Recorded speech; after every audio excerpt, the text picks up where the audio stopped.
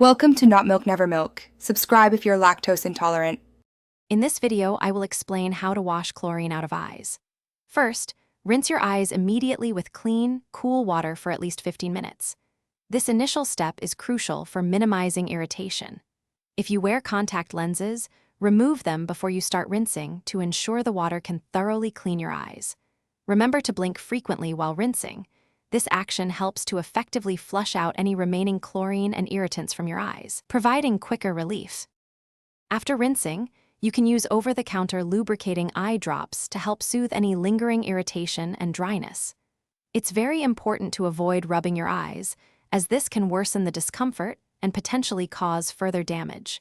To aid in your recovery, try resting your eyes in a dimly lit room. This helps reduce strain and allows your eyes to heal more comfortably after chlorine exposure. While most chlorine irritation resolves quickly, it's important to know when to seek professional help. Consult a doctor if your eye pain or redness persists for more than a few hours, or if it seems to be worsening. Also, seek medical attention if you experience blurred vision, increased light sensitivity, or any unusual discharge. These symptoms could indicate a more serious issue requiring professional care. Preventing chlorine irritation is always best.